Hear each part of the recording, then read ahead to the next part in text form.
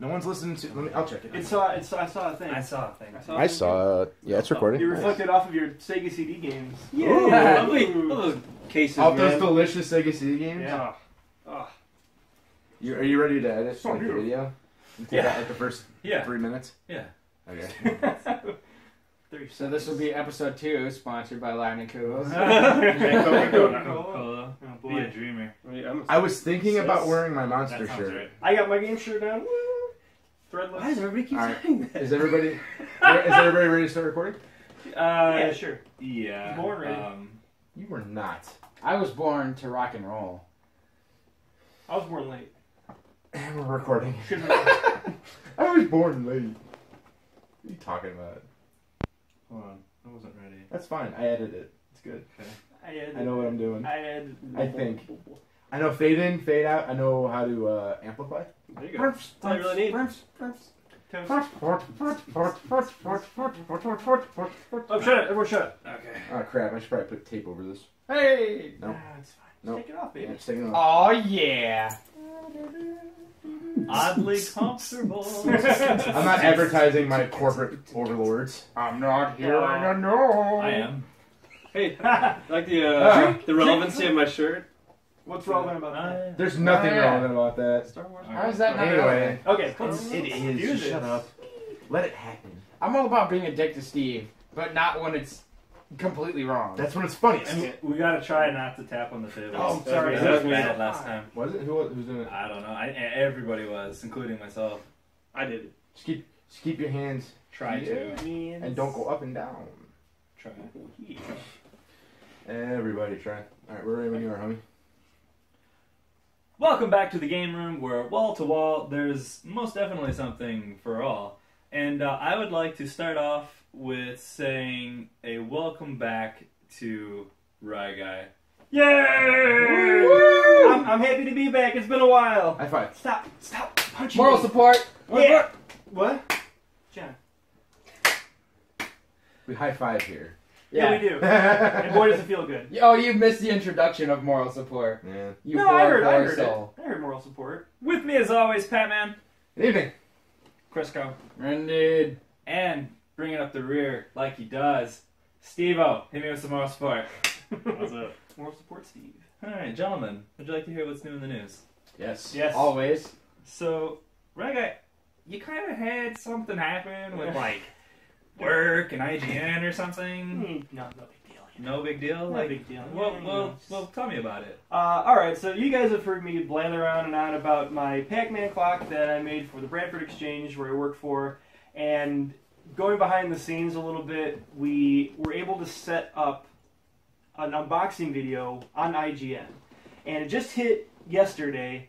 Completely excited. I was waiting all week to hear about it and let you guys know all about it, but yeah, there's an IGN video for the unboxing for the Pac-Man clock. They were really positive about it too. Like, I was actually kind of nervous, like they were going to badmouth it, kind of. But no, there was nothing but positive. They did a really nice, like 4.5 minute long video. They highlighted all the features, and yeah, I mean, it went great. And I still can't believe that something that I made, like, and developed, Yep. and this year-long story, blah blah blah, like, is on IGN now. Like, bye. I'm good. I can quit now. See you guys later.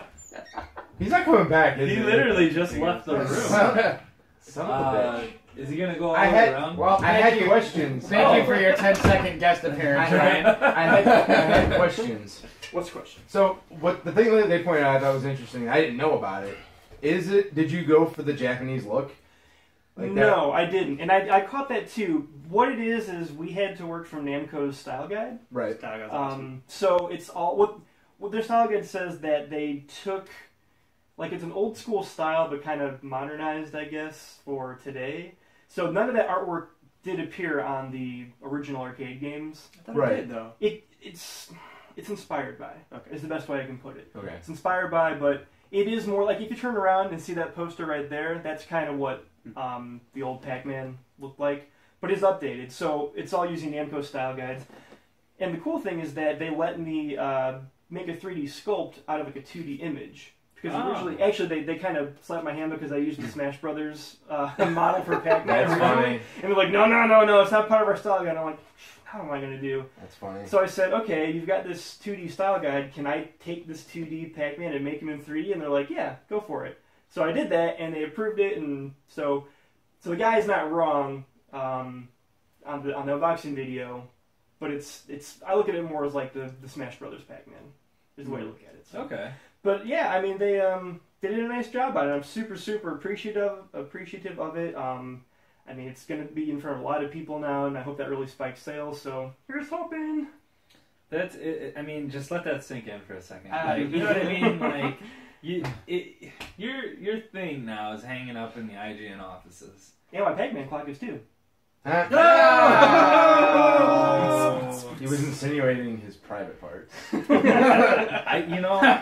Dangly bits. I really didn't follow it until you pointed it out. I'm here for you, John. I'm here for you. But I to your like point, yeah, I mean, like they did say that we're going to hang it up in the office, and I think that's so cool. Next to the Galaxy machine. Yeah. They said they didn't have a Pac-Man machine, but they do have a Galaga one. So, step number 2: go to IGN's office and see it there. Step number 3: make a Galaga clock to send them. Yeah. Step number 4: do all video game stuff everywhere. Yes. I like it. Yeah. I'm gonna keep you rolling because this next subject I don't actually have a ton of info on, but you seem to have a lot of details. So it's in his wheelhouse. it's definitely in your wheelhouse, and we're gonna put you to work now that you're back. So Yeah. could you tell us a little bit about the Nintendo employee that was relieved of his duties? Yeah, Mr. Chris Pranger. So he was an employee of Nintendo of Americas in the Treehouse division, which is kind of like their localization team, and it's like a team inside Nintendo of America that just kind of handles a lot of the inner workings, day-to-day business. But he went up onto a podcast, and I guess he really let a lot of stuff slip about Nintendo's inner workings that they would more likely to keep private. Yeah. He broke a couple of NDAs talking about games. I can't remember which one specifically, but then he kind of went more into like really in-depth into the inner workings of Nintendo. Like apparently he gave some stories about Sakurai, the guy who created Smash Brothers. Yeah. And I guess that Sakurai... are we going to get in trouble for even mentioning this too? I mean, like, it's kind of all up in the news, right? I mean, it's already in the news. It's been all up in the okay. news, All right. and we didn't sign NDAs. That's true, we did. So Wait, anyway, you didn't? Ah, shit. Was I supposed to? Oh! No, we're good. But I guess Sakurai balances Smash Brothers based on matches he can't win. According to that guy. According to that According guy, to that you gotta guy. take it with a big old grain of salt. But I guess that he tweaks the game based on, like, he'll play against some of the other developers, and if he can't win, he'll tweak it to be more balanced. I mean, but let's all agree, Smash Brothers is a fairly balanced game. Like, he takes a lot of pride into balancing stuff. It's just kind of that stuff that I don't think Nintendo wanted to get out into the open. I mean, they're a very secretive company at times, so they have all this stuff kind of spilling out now. And I guess he also went on to talk about how they don't feel that it's worth their money and effort to localize a lot of games. And I know a game called Captain Rainbow was brought up recently, Right. which I would love to play. I think it's already in English too. Like a Is lot it of those really? games are already translated to English, or at least English text. You just don't get that? But they don't feel like there's an audience in the West to spend all that time and resource to bring it up. I mean, it's just, I get it, but I don't get it. Like, they've done great stuff, like they finally brought Earthbound Zero, Yeah. or the original Earthbound, to the Virtual Console, and that's a very text-heavy game. But then, like, some other, like, almost like low-hanging fruit that you could bring over to the West. Right. But now all this stuff's kind of out there, and Nintendo already has a lot of hurdles that they have to jump over. It's just hasn't been a good, positive year for Nintendo for a bunch of different reasons that we've covered at one point or another. But They've been in the news a lot lately, and it hasn't been not for always the all best stuff. good things. One small positive thing was that their game sales keep going up for Wii U. Splatoon keeps selling well. 3DS is selling okay. I mean, it's not going to hit original DS levels. Just no way. Right. But I mean, this is a very critical time for them, especially in the light of this Chris Pranger stuff. It's just negative press. So, I mean, can they right the ship? I hope they can. I mean, I'm a huge Nintendo fan. I hope they can turn it around. Hopefully they can really blow out the doors in next year's E3. Yeah, so kind of, I'm looking at it with this Chris Pranger stuff is like, I can see, I don't know, I'm divided. Was it right to fire him?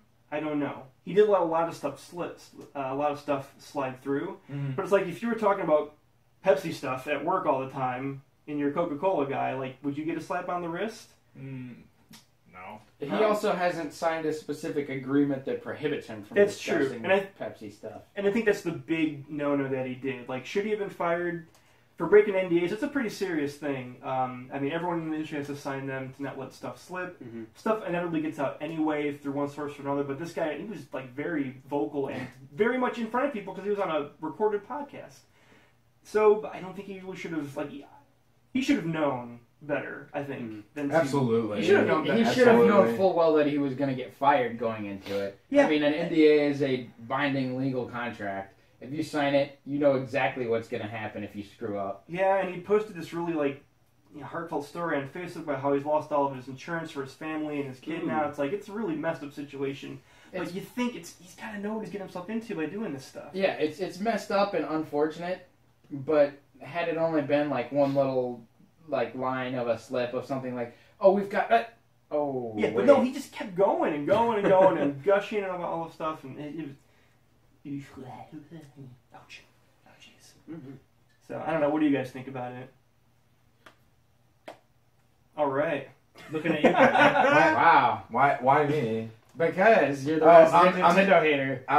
I think it's a larger question though about A Nintendo hater? Call me a Nintendo hater? I've played nothing but Mega Man for like a week now. I would say that's also not true. I wouldn't say Pat's a Nintendo hater. He's just not a Nintendo supporter. Not at all. Not at all. No, it's this would have happened at Sony. This would have happened at Microsoft. The difference is, I don't think you would have gotten as many candid things about specific figures that you might not have heard whispers and rumors of before. Sure. Because Nintendo, of those three, is the closest knit community and they keep company. their cards close to their chest. More so than Sony and yes.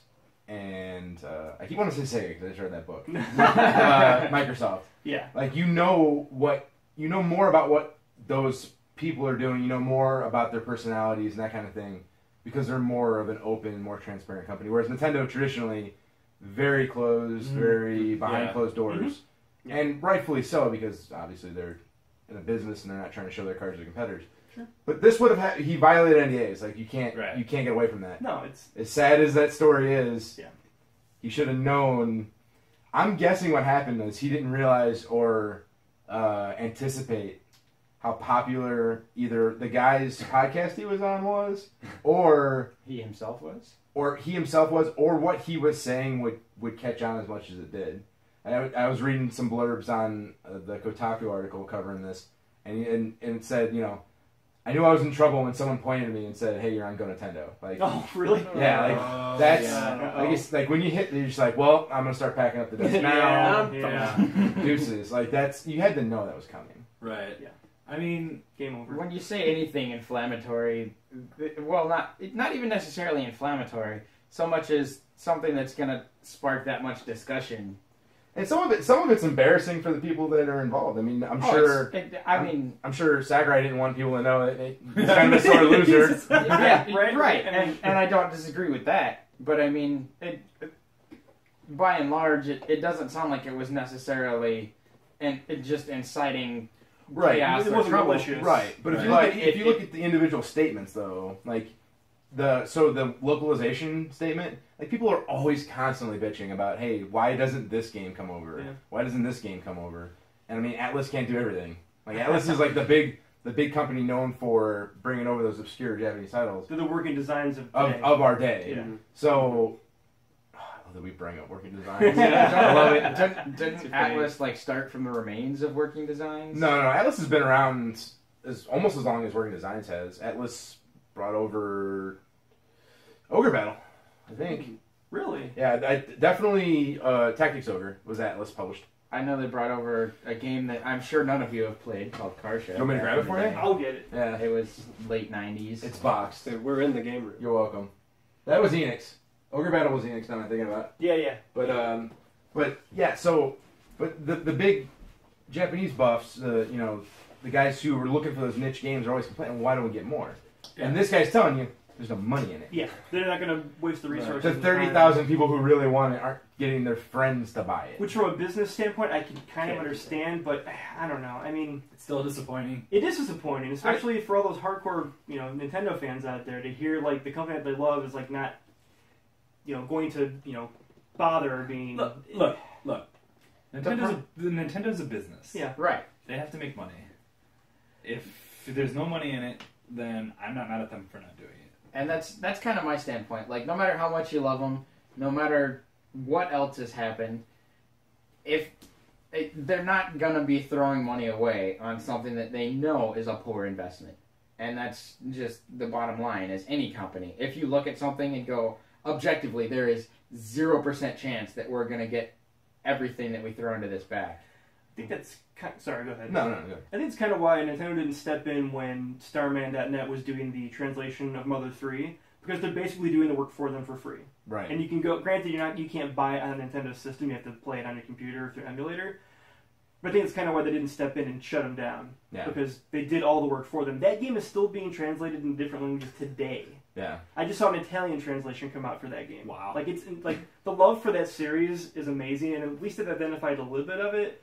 The end goal was Mother 3 coming to the States, but kind of getting off track. Well, the reason why it's relevant to the discussion is because this Chris, what's his face? Pratt? He wanted to say Chris Pronger. I almost I just want to say Chris Pratt. I almost said anyway, but he's legitimizing the complaints of one side and then also kind of giving the reason for it behind it. Sure.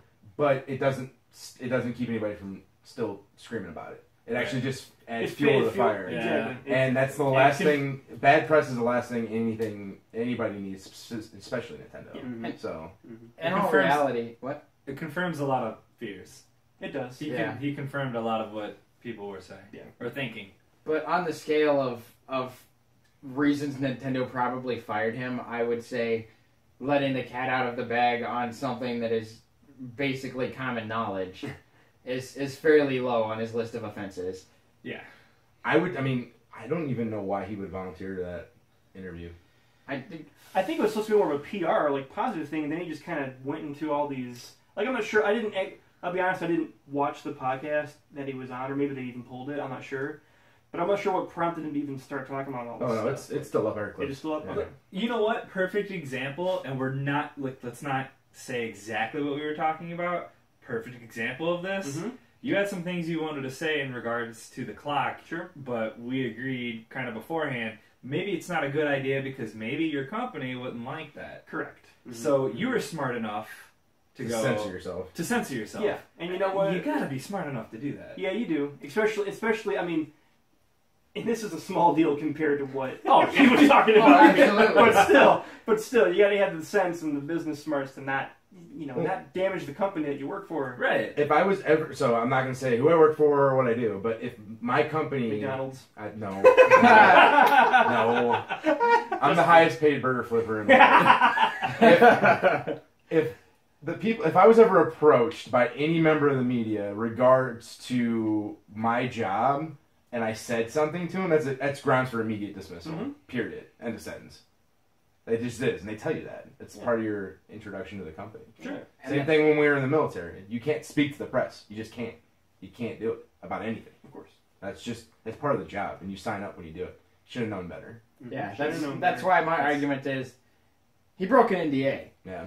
He should have expected, as soon as he crossed Yeah. that line, he should have known full well that no matter what the listener size was, if word got out, he was fired. And you gotta believe the guy's just in his head, just laughing at what he's hearing. Oh, yeah. And how much spin and how much new listeners he's gonna get because this is all. I mean, it's not Kotaku. No, but you're right. He's gonna get a lot of views because of this. Yeah. And, I mean, good for that guy, I guess. But Look, it's an up and coming journalist's wet dream, is what that Sure. is. Oh, absolutely. It's a meaty huge story. deal to the guy that got this interview. You know, and the guy offered it to him on a silver platter. Yeah. it's like when Mind blowing. It's like when Katie Couric took Reagan by the balls, and no, you're gonna talk to me. No, not at all. No. So here's a question for you. Here's a round table question. If you knew... Table's rectangle. If you knew what you wrote was going to get a nice guy fired, would you still write it? Yes. Yes, I would. Chris? I would have a hard time justifying that. I mean, You didn't go to any sort of journalism school. I didn't, and I don't consider myself a journalist. Right. I consider myself a gamer who just happens to write about my passion. And in that respect, unless it was something that I felt like really needed to get out to the public, I would need to have some serious justification to back up getting someone fired over